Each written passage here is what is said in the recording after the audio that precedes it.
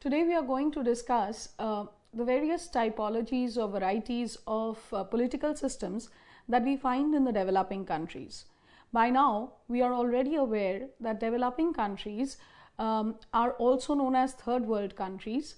These are the economically backward, politically unstable, volatile, small, and on the large scale, or rather on the world scale, those weaker countries that fall neither in the category of first world nor in the category of the second world countries.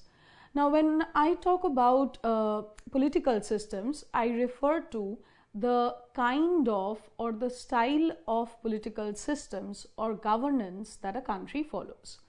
Now, it is usual for us to understand or believe that the developing countries or the third world countries have political systems that do not fall neatly into any of the categories that are applicable to the first world and the second world countries.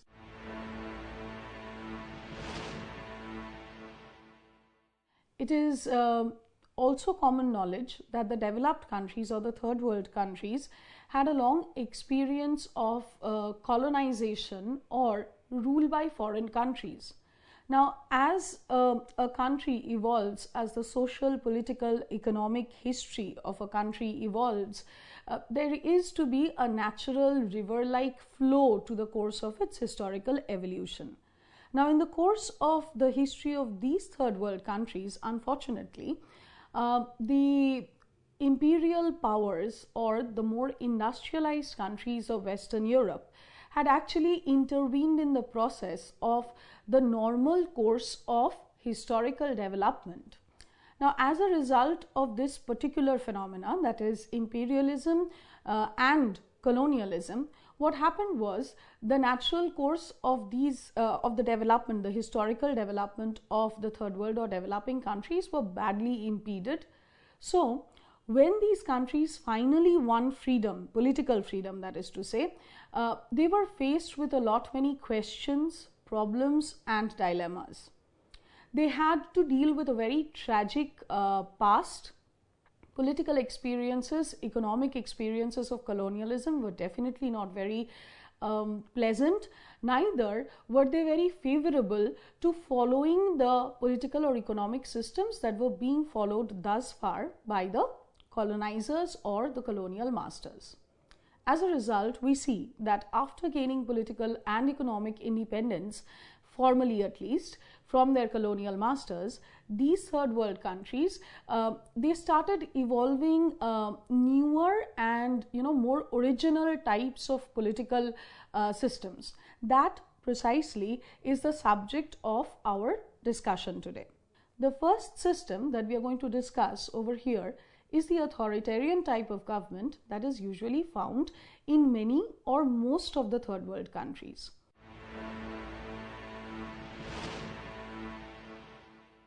Now, when I say authoritarian regime or authoritarian rule, as the name suggests, here the ruler or rulers, in case it is a party or a small group of people who are ruling, they exercise excessive control, domination, manipulation upon the lives of the masses. An authoritarian system is different from a totalitarian system in only a matter of degrees, because in a totalitarian system, a ruler proposes or tries to control all the aspects, or rather the total life of the citizens. Whereas in an authoritarian system, there is usually a facade or an illusion of a degree of freedom that the citizens apparently possess. In authoritarian systems, there might even be instances of elections. There are definitely instances of freedoms and rights given out to citizens, but most of these, that is the elections as well as the rights and freedoms that are being enjoyed by the people, are very, very farcical in nature. It is in fact decided by the ruler as to what degree of freedom or what degree of rights or what amount of rights are actually to be used by the citizens. Mostly law, constitution, or a proper legal framework are created and maintained for the sake of controlling the lives of the citizens rather than binding the governor or the ruler to the ruled.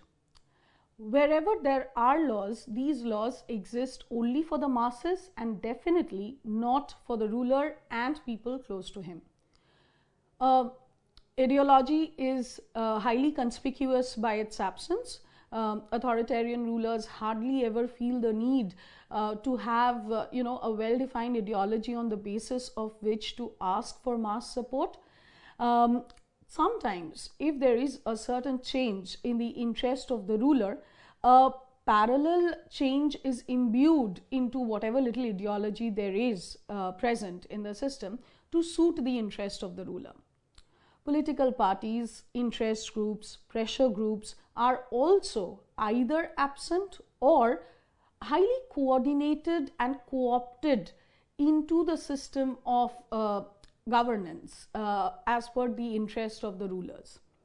Media exists, but once again, the media too is in the pockets, so to say, of the ruler, because the media houses, whether print or electronic, are either directly owned or completely under the thumb of the ruler. Thus, we see that though there are express components of free countries in authoritarian regimes, none of these components actually embody the spirit of true democracy or true freedom or true rights of the people. People feel, or they are under the illusion that they are free, but actually they are living their lives according to the wishes of the authoritarian ruler. Now, under authoritarian regimes again, there could be a few subcategories. For instance, the first kind of authoritarian regime that we can talk about, and it is the simplest kind of authoritarian regime, it is known as personal despotism. The word despotism usually represents a ruler or a system of rule rather, which is based upon the whims and fancies of the ruler. And personal despotism definitely means that the rule is being conducted on the basis of the whims, fancies, interests of the ruler alone. Once again, here we find the explicit absence of any kind of well-defined ideology. Political parties are definitely not present here. There is also almost no question of conducting elections. But sometimes, if the despot believes that it would give him some sort of a political leverage to make the appearance of, referring to the will of the people, then he may conduct an election, which is nothing but an eyewash. In most cases, if he fears that he might lose, he actually will do or go out of his way to, completely manipulate the results of the election. Now, we next come to the discussion of monarchies. Monarchy is also a kind of an authoritarian regime. It is perhaps one of the oldest kinds of authoritarian regimes and also one which is the most stable. Now then, what is the difference between monarchy and personal despotism? In personal despotism too, we come across a single person who is ruling over the people. In monarchy, we are well aware there is a single ruler. The difference lies in the means of coming to power. Usually, monarchy will represent, power on the basis of heredity, that is, through succession. The king's son automatically succeeds him as king. Now, this is basically harking upon traditions or customs related to a particular society. Automatically, it also imbues a kind of an obligation towards the royal family. People do not question as to why they should follow a particular king's orders or commands or instructions. Simply because he is the king gives him that kind of an authority over the hearts, minds and bodies of the people. Under a monarchy too, we find that the armed forces are crucial in maintaining the power and the hold that the king has upon the minds of his people. In other words, force is once again a very latent content or a weapon that helps to bring about absolute political obligation. We find that monarchies again can be of two types: constitutional monarchies and absolute monarchies. Now, by absolute monarchies, I refer to that style of monarchical rule where the power of the monarch is absolute, unrestrained, limitless, and unconditional. The power of the king over the subjects remains complete, and the people also are expected to completely obey the orders of the king. We find this kind of absolute monarchy in Swaziland. The other example, or the other kind of monarchy that I just spoke about, is constitutional monarchy. Now, constitutional monarchy seems to be more oxymoronic, that is a contradiction in terms, because we are used to monarchy being or implying absolute power of a single person to rule over an entire empire. And when I use the word constitutional, I refer to a written or partially written, unwritten document which embodies the basic laws of the land. Now, if there are laws besides a king, okay, then obviously the two don't seem to go together.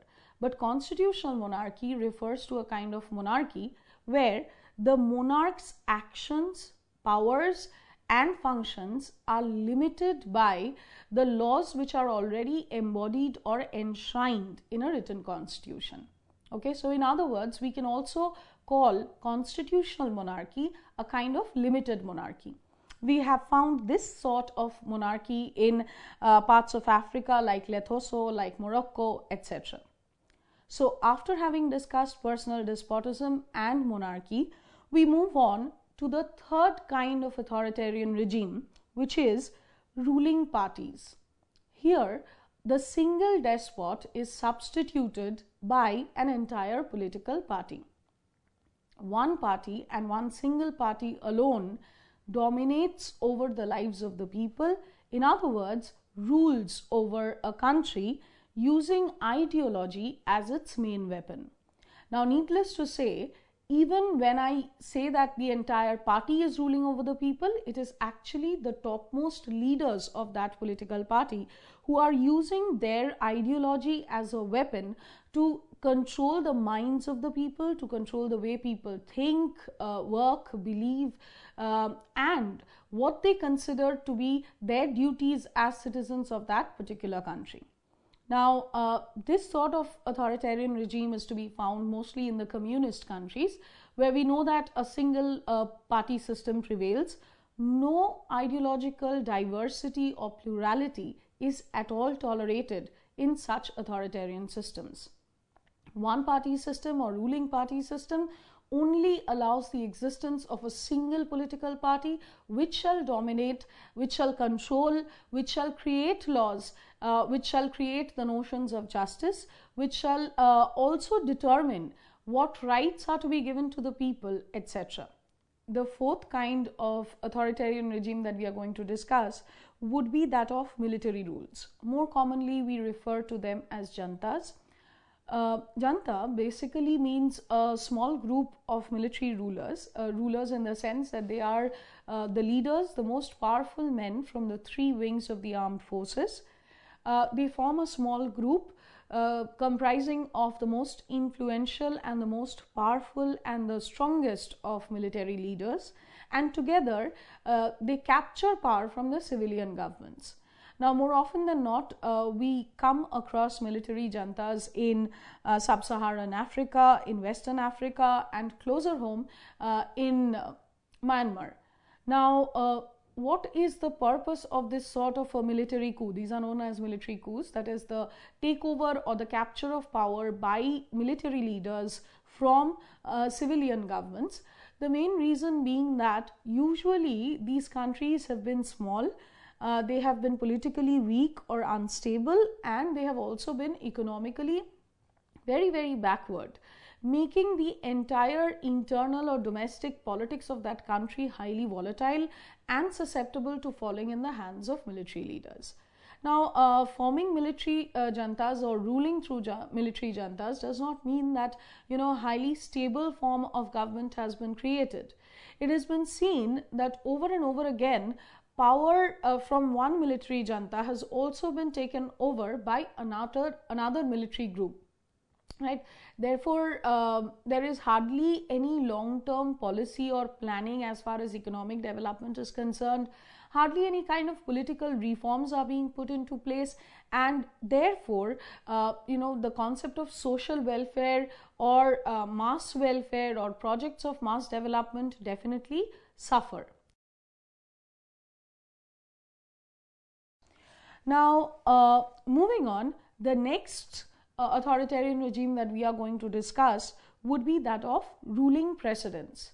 The name itself is highly suggestive.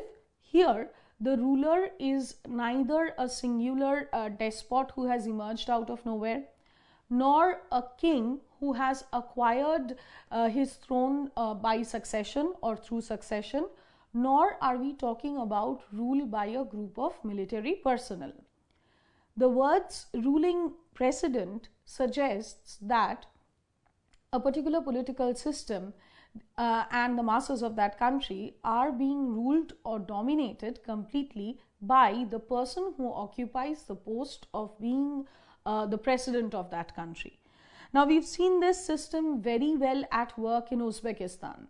Okay, the presidential election is what buys one person the ticket to becoming the president, and once a person becomes the president, the power actually arises or seats itself in the post of the president.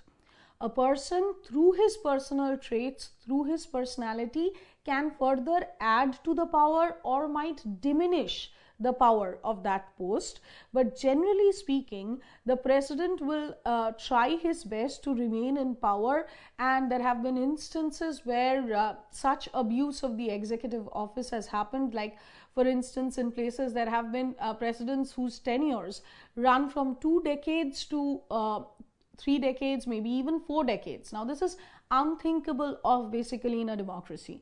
So we understand that though we have used the term presidential election, election here does not have the same connotation as it does in case of a liberal democracy. The next kind and the last kind of authoritarian regimes that we are going to discuss today would be a theocracy. Now, theos refers to religion, and cracy, as we are aware, refers to rule. So when we put together these two words, what we arrive at is theocracy or rule of religion. Now, quite obviously, religion is just a set of religious beliefs or a doctrine that represents a religious way of life or the principles of faith followed by a particular group of people. So how can a doctrine or a set of principles rule over people? Basically, we are talking about rule by religious leaders. And here, the Islamic Republic of Iran would be the best example in modern times, which is surviving and still going strong. The idea that Iran would be based or created or maintained on purely Islamic principles without inclining towards either the West or the East is what led to a revolution. The then Shah of Iran was defeated. It was around the end of 1970s. And under the leadership of Ayatollah Khomeini, we find that the Islamic Republic of Iran was created. Now, it still continues to rule today. A 12-member Council of Guardians, which is elected on the basis of superiority or seniority of the clerics, leads to the composition of the Council of Guardians. They decide on the basis of principles of Islam as to what kind of laws to make or policies to follow. There is nothing secular about the laws and policies created by the government of Iran. Also, there is no clear, distinct, direct investment into economic planning. Okay, and the rule, or rather the main aim of the rule, seems to be the realization of, or the political realization of, Islamic principles.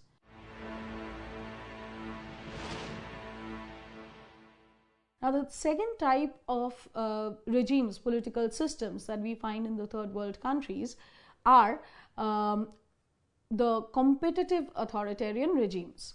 Competitive authoritarian regimes are, they are like a halfway house. They are neither completely authoritarian nor are they completely democratic. Now, they combine elements of both authoritarianism as well as the democratic ethos. Here we can say that the control over the lives of the people is definitely lesser than that existed in the completely authoritarian countries. And we also find that elections happen, rights and freedoms are given to the people, media is allowed a greater degree of freedom. Also, the armed forces or the military, though definitely they work as per the interest of the rulers, yet they are not completely and totally under the control or domination of the government. But at the same time, we can by no stretch of imagination call these countries or these particular systems to be democratic in the real sense of the word, because whether freedoms of individuals or of the media or rights of the individuals are concerned, these are all highly measured out. These are almost, you can say, they are doctored, they are tailored to suit the interests of the people. Elections may and definitely they are manipulated in the interest of the ruler. Besides being manipulated, the elections are also, the ground for the use of, or rather the illegitimate use of money power, muscle power, and fear plays a constant role in determining how much freedom the ruler would grant or the government would grant to the people. Okay, so though the illusion of freedom remains, the illusion of democracy remains, yet we find that that is just what it is. It is an illusion. The elements of authoritarianism in competitive authoritarian regimes is definitely far more downplayed, more latent, and less obvious to the eye than it is in completely authoritarian regimes.